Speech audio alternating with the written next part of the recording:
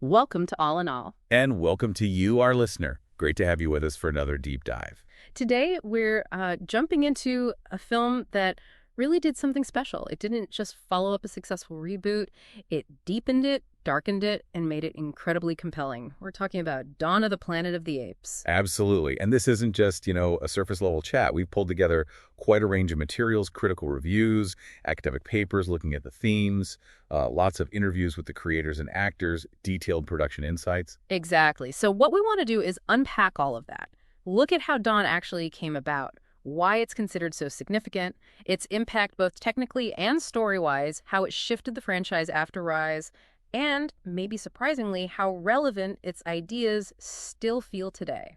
Yeah, the goal here is to sort of synthesize all these different viewpoints, pull out the really key insights about Dawn, and give you a solid, comprehensive understanding without you having to sift through everything yourself. Think of it as your curated guide to really getting Dawn of the Planet of the Apes. So, let's get into it. Where does Dawn fit in? How did this particular story start? Okay, so origin-wise, Dawn is, well, it's the pivotal second movie in that modern Apes trilogy. It picks up the story, about 10 years after Rise of the Planet of the Apes. Right. And it really pushes everything forward. The world, the characters that Rise introduced, takes it all to a much bigger and more complex place. And it really depends on Rise, doesn't it? You kind of need that backstory, Caesar's origins, the simian flu wiping out most humans, the apes finding their freedom. Dawn builds directly on all that groundwork. It came out July 11, 2014, so about 3 years after Rise. Yeah, and that gap, that decade in story time is really important. Someone in our sources made the point that Dawn is a film that can only happen in the middle of the trilogy. It counts on you, the audience, already having that connection with Caesar, understanding the apes' history of captivity, and grasping this new world order, apes rising, humans falling. You absolutely needed Rise to feel the way of Dawn. Now, the creation of Dawn itself had some interesting twists. A big one was the change in director. Matt Reeves stepped in for Rupert Wyatt, who'd done such a great job launching the series with Rise. That's right. And the handover wasn't entirely straightforward. Rick Jaffa and Amanda Silver, who wrote Rise, they actually worked with Wyatt on sequel ideas for a little bit, but only, as they put it, for a very short while before Wyatt left the project. Interesting. And then by the time Matt Reeves actually signed on, Jaffa and Silver were already off working on other massive projects like Jurassic World. Exactly. So Reeves came in and ended up collaborating with Mark Bomback on the actual script for Dawn. What did Jaffa and Silver say about Wyatt leaving? Did they know why? Well, in the interviews we looked at, they said they were pretty surprised he didn't continue. They mentioned they didn't have, privileged knowledge of his exact reasons, but they speculated it might have been things like the studio wanting the sequel much faster after Rise hit big. Pressure was on. Yeah, maybe Wyatt's specific vision didn't quite gel with where the studio saw it going. They also admitted, pretty frankly, that they themselves were feeling a little burnt out after the huge effort of getting Rise made. Understandable. So Matt Reeves arrives.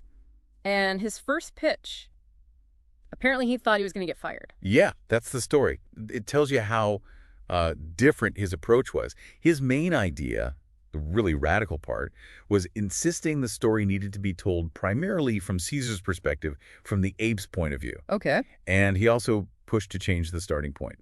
The initial thinking was apparently to begin the film focusing on the human survivors in their post-apocalyptic world. Reeves argued, no, we need to start with the apes, show the civilization they've been building since Rise. What was his logic there? He felt, and it's hard to argue with him now, that the secret of the Planet of the Apes movies is telling the apes' point of view. He thought starting with the humans would dilute the focus on Caesar and what the apes had become. He felt the original plan just wasn't centered enough on them. And the studio went for it, even though it's a big shift. Remarkably, yes. Despite his worries, the studio execs, particularly Emma Watts at Fox, they trusted his instinct. They saw the power in that ape-centric approach, and, history shows it paid off massively. It really defined Dawn and war. It's amazing considering where Rise started. Jaffa and Silver said when they first pitched Rise, a character study about a chimp named Caesar, people looked at them like we were out of our minds. Totally. Rise was apparently this quiet project kind of developed off in the corner at Fox. They had time. No huge pressure initially. They shaped it largely on their own terms. Dawn sounds like the complete opposite experience. Absolutely. Rise does well. Suddenly there's a lot of heat on the sequel. Fox wants it fast. There's a lot of people involved from the get-go. Right. That change from, a passion project to a high-stakes blockbuster sequel, definitely shaped how Dawn was made. So it emerged from this unexpected hit under pressure, with a new director bringing this really bold, ape-focused vision. Precisely. And that vision is a huge part of why Dawn is considered so significant. Right, let's unpack that significance. Why does this film stand out? Well, just look at the reception, for starters. Critically and commercially, Dawn was a huge success. It got quite positive reviews pretty much across the board. It's got that certified fresh 91% on Rotten Tomatoes. Critics called it things like visually striking, emotionally resonant, and intellectually weighty. High praise. And the audience turned up too, right? Oh, yeah. It made a good deal of money at the box office.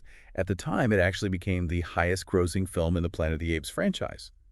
So it proved audiences were really, really invested in where this story was going. And awards. Did it get recognition there? It did. It won a Saturn Award for Best Science Fiction Film, which the writers Jaffa and Silver said was really gratifying, getting that nod from the sci-fi community. And then, of course, tons of nominations and wins for the visual effects and performance capture from BAFTA, critics groups, you name it. But beyond the awards and money, it's the storytelling itself that feels really significant, especially compared to Rise. Definitely. Rise has a clearer, more traditional arc. Dawn is often described as a very complex story. It deliberately muddies the waters. How so? Well, it avoids easy answers, It really blurs the lines between right and wrong. You get these layered characters on both sides, ape and human. Nobody's purely good or purely evil. And Caesar himself faces these incredibly tough moral choices, much deeper than in Rise. It asks more of you as a viewer. It's often called a thinking person's blockbuster because it genuinely makes you think and feel deeply about what's happening. And that complexity comes from the themes it tackles, right? Prejudice, power. Exactly. Fear, trust, forgiveness, leadership, that whole destructive us versus them dynamic. Yeah. The sources we looked at really dig into this stuff. Academic analyses, for instance, spend a lot of time on how the film explores racism and discrimination, but specifically from the apes' point of view. Putting their experience front and center. Yeah, their history is laboratory trial objects, victims of unfair treatments, racism, and discrimination. It's not just vague either. The sources identify different types. There's that individual interpersonal racism like Dodge electrocuting the apes for kicks back and Rise, or the horrific torture Koba describes suffering in the labs. And then the bigger picture stuff. And then the systemic institutional kind, the inherent disregard built into the systems that allowed apes to be treated that way in the first place. Koba's monologue about being cut, experimented on, imprisoned, it's presented as the absolute root of his hatred. It's powerful stuff. That line, human work, it says it all. It ties into the theme of rebellion too, doesn't it? For sure. The apes fight for freedom and later defense of their home. It's framed as resistance against oppression, echoing ideas from thinkers like Marx or Russell about rebellion being born from unfair treatment. Caesar's no. In Rise was that spark, the sound of the freedom urge. Koba's rebellion in Dawn, though, is different. It's fueled by revenge, by that personal trauma. Leadership is another huge theme here. Oh, absolutely. The film is called a masterpiece of storytelling and character development, largely because of Caesar's journey. It contrasts different styles, Caesar listening, building consensus, versus Koba demanding, using force. There's even that point made about communication. Caesar often uses sign language, listens. Koba, once he takes over, insists on speaking, shouting. It's visually showing that shift to dominance. It works incredibly well as an allegory, carrying on that apes tradition. It does. It uses the conflict to ask these big socially relevant questions about science, technology, power, humanity's own flaws. The comparison to Orwell's Animal Farm comes up a lot. I can see that. Even the rules on the wall in the ape village. Right. And the core conflict, it's presented as this allegory for real-world conflicts driven by trauma, fear, the inability to forgive. Koba's pain is described as a great parallel to what happens in wars, how cycles of violence get started and keep going. It's a powerful look at culture, leadership, and group dynamics. And all this has really boosted the reputation of the entire trilogy. People now seriously talk about the modern Apes trilogy being up there with the original Star Wars trilogy, Lord of the Rings, and The Dark Knight, in discussions of the all-time great trilogies. That's high praise. And maybe still a bit underrepresented in the greatest of all time discussion, as one source put it. Possibly. But Dawn's critical acclaim, its complexity, its success, It's a huge reason why the trilogy gets that level of respect. Its significance is undeniable. And a lot of that significance ties into how they told the story, the technology involved. Let's talk about the impact there. Yeah, the technology aspect is huge for Dawn. It was a real showcase, a celebration even, of what Weta Digital could do with spectacular CGI effects. They really pushed the envelope with performance capture, didn't they? They absolutely did. Rise used it a lot, obviously, but Dawn took it to a whole new level, particularly in terms of scale and, crucially, location. Right, that was the big thing, taking it outside the studio. Exactly. Yeah. Before Dawn, performance capture was mostly done on controlled sound stages. Dawn put the actors in the motion capture suits out in real environments. Forests, rain, mud, dealing with natural light. That was a massive technical hurdle. How did they even manage that? It required some serious advances in things like stereo 3D camera technology and how they processed all the data, making sure they could accurately track the actors' movements in relation to the real world so the digital apes would look like they were actually there. Can you break down the process a bit? Because it's not just like drawing over the actors, is it? Oh, not at all. It's incredibly collaborative. You have the actors, Circus, Kebbell, etc., performing in their mocap suits, sometimes right alongside the live-action human actors. Cameras capture all their physical movements, their facial expressions. That data then drives the digital characters. But importantly, the director edits the film based on the actors' performances. They pick the best takes of Circus acting as Caesar. Then Weta gets that performance data and meticulously builds the digital ape character onto it, frame by frame. The actor's performance is the soul of the character. Weta provides the incredibly detailed digital skin. That's a key difference from earlier CGI, right? Huge difference. Think back to Gollum in Lord of the Rings. Circus performed on set, but a lot of the final facial animation was done by animators referencing his performance. King Kong was a step forward with direct facial capture, but often still in controlled settings. Dawn took that on-set, actor-driven fidelity out into the wild, essentially. And the look of the apes themselves was a leap forward, too. The fur, the skin. Definitely. Rendering realistic fur, especially wet or muddy fur, is incredibly hard. They use advanced techniques like physically based muscle and skeleton systems under the digital skin so the body's moved and deformed realistically. And that skin texture. They use something called subsurface scattering, a technique they'd been refining since Gollum and Kong. It mimics how light penetrates skin slightly before bouncing off, giving it that soft, fleshy, real look. They combined automated techniques for basic fur patterns with tons of hand painting for unique details on each ape. And then making it all look like it belongs in the scene. That's the final magic trick, the lighting and compositing. Matching the digital apes perfectly to the lighting and shadows of the live-action shots so your brain just accepts them as real. They really nailed it. And this technical achievement is completely intertwined with the performances, especially Andy Serkis's Caesar. Absolutely. His performance is almost universally praised. Unforgettable, remarkable feat of physicality, deserving of praise and study. People say he is the heart of the film, the reason you fall in love with Caesar. How does Serkis himself view performance capture? He sees it as a tool, an evolution of acting technology. Not something that replaces the actor, but something that allows their performance, the nuances, the physicality, to be translated with incredible fidelity into a non-human character. He emphasizes the difference between his on-set work and Weta's digital artistry. But he believes it's reached a point where it can truly embody a completely different character based on a human performance. There's been some debate around credit, though, hasn't there? Between the actor and the VFX team. There has. Some people in the VFX world feel that the immense, painstaking work of the animators and technicians at Weta, the ones who actually build and refine the final character from the performance data, sometimes gets overshadowed. They feel their crucial contribution isn't always fully acknowledged when Circus gets the spotlight. It highlights that complex relationship and maybe how the industry is still figuring out how to recognize this kind of collaborative creation. Definitely. And it wasn't just Circus. Toby Kebbell as Koba gets huge praise too, called brilliant, a massively underrated actor. His intensity really made Koba this terrifying force of nature. And they didn't just show up and put on the suits, right? There was training. Oh yeah, serious training. They had weeks of ape camp on location.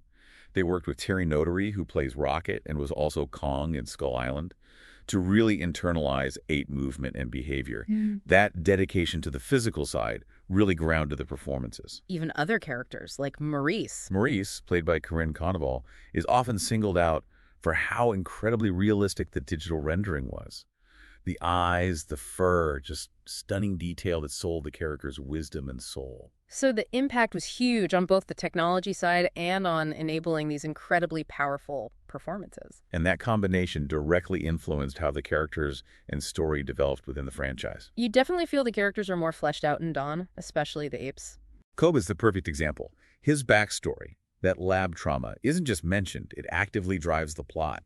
It makes him this chillingly complex antagonist. That scene where he pretends to be goofy with the soldiers and then just attacks them. Sources consistently call that chilling. It perfectly captures his unpredictable, trauma-fueled rage. The use of language is also really striking. Yeah, the contrast between the apes using sign language and limited speech versus the humans often just shouting through megaphones. It makes you think about communication itself. Speaking, in the film, sometimes feels like an attempt to control, whereas Caesar's strength often lies in listening. Koba choosing to only speak after his coup really underlines that shift towards dominance. All these elements, the tech, the performances, the deeper characters, clearly sparked a lot of discussion. Absolutely. Academic papers analyzing the themes, debates about where the trilogy ranks, even that provocative comment about it being a better franchise revival than Star Wars. Dawn really cemented this series' reputation for quality and depth. Okay, let's shift focus slightly. How did Dawn specifically build on Rise and set things up for the final film, War? Well, almost everyone agrees Dawn was a major upgrade from Rise. Not that Rise wasn't good, but Dawn took everything to another level.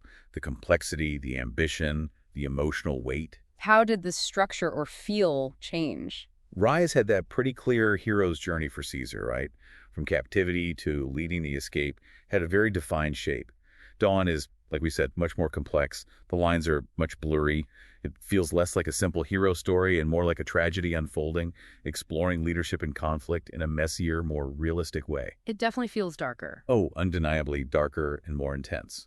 There's significantly more violence, particularly gun violence, which reflects both the humans' desperation and how the apes are forced to adapt to that threat. What about the pacing compared to the other films? That's interesting. Some people find War, the third film, quite slow, almost meditative in parts. Dawn is generally seen as having a much more traditionally paced structure. It's maybe an easier watch in that sense than War because it focuses on that, slowly builds up the tension that will eventually lead to war. You feel that dread escalating throughout.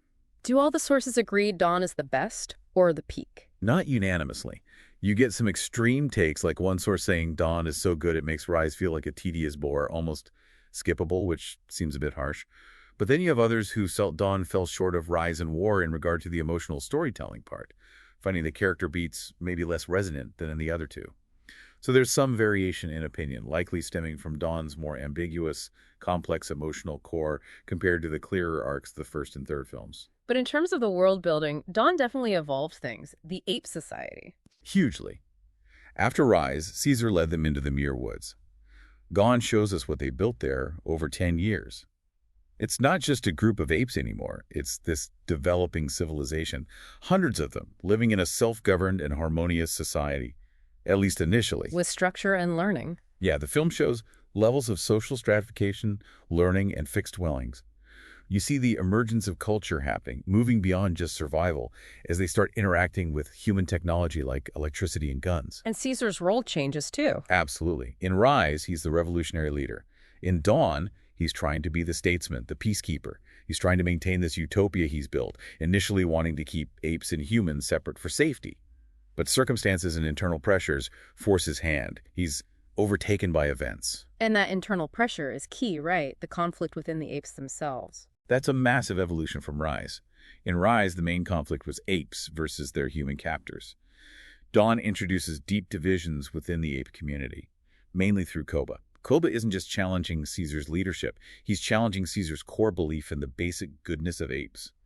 It forces Caesar and the audience to confront the idea that maybe apes aren't inherently better than humans, that they share the same capacity for darkness. Which leads directly into the setup for war. Perfectly. Dawn is that critical turning point. It shows the peace shattering, the start of the inevitable catastrophe, the descent into full-blown war. Koba's betrayal, the resulting violence, the complete breakdown of trust, all that directly creates the situation we find Caesar in at the beginning of war. Setting up his darker journey in the third film. Exactly. His quest for vengeance in war, his internal struggle, it's all born from the losses and the betrayals he suffers in Dawn. It bridges the gap from hopeful beginning to devastating conflict. It really is the linchpin of the trilogy. And the themes it explores so powerfully, leadership, conflict, prejudice, they resonate far beyond the movie screen. They have real practical relevance. It does seem a bit odd, maybe, looking for practical lessons in a sci-fi movie about intelligent apes, but Dawn really does offer some insights into human behavior. It really does. Take leadership again. You've got Caesar trying to lead through empathy and reason, Koba using fear and manipulation, Malcolm, the human, trying to build bridges through trust, Dreyfus relying on force and promises of security. Those are very real leadership approaches we see all the time. Exactly. The film becomes this kind of lens, especially as one source noted, in an election year, for looking at how leaders handle crises, how they deal with fear within their group. Do they unite or divide? And the film's take on why conflict happens feels very relevant, too. Hugely. It points directly at fear, at unresolved trauma, the inability to forgive, that destructive us versus them thinking as the things that ignite conflict. And it's crucial that shows those flaws aren't just on one side, right? Absolutely. The parallels drawn between the ape-human war and real human conflicts are powerful because the film insists on moral complexity. That idea that the enemy is in many ways quite similar to the soldier, it highlights that both sides have individuals capable of good and bad. It refuses easy demonization. Raising that uncomfortable question, is major conflict almost unavoidable sometimes? Okay. Because of these flaws. Exactly. Is it baked into our nature, or maybe the nature of intelligent societies? The film lets the characters debate that, reflecting real philosophical questions we grapple with. The theme of prejudice and trauma also had practical takeaways. Koba is such a stark example. He really is. He's this incredibly potent illustration of how long-term trauma and abuse can fundamentally warp someone's worldview and drive their actions. That human work line just encapsulates generations of suffering, fueling present-day hatred. It makes you think about where prejudice comes from, not just for the aggressor, but the deep impact on the victim. Yeah, and how that impact to then feed back into the cycle. Which ties into the film's push for tolerance and acceptance of difference.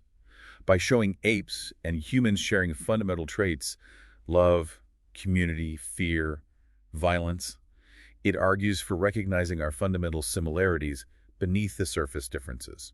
What about technology's role? Well, things like the dam, the guns, Yeah. they aren't inherently good or evil in the film. They represent potential power, potential cooperation, but they become sources of conflict because the underlying trust isn't there. It's a commentary on how we manage powerful tools. And the communication aspect, sign language versus shouting. It feels like a metaphor for genuine understanding versus attempts to dominate or control through communication. Are we really listening or just talking past each other? On a bigger scale, the whole post-apocalyptic scenario feels like a warning. It does. Humanity falling due to a virus born from its own science. It's a cautionary tale about scientific ethics, maybe over-reliance on complex systems we don't fully control, the fragility of it all. And humanity's weakness is tied to that reliance. Yeah, their dependence on electricity and power more generally becomes their Achilles heel when the system collapses. The apes, living closer to nature, have different kinds of strengths, evolutionary advantages for surviving without housing or power. It contrasts vulnerabilities. So ultimately, what's the most relevant thing we take away? Maybe it's how the film uses the apes as a mirror.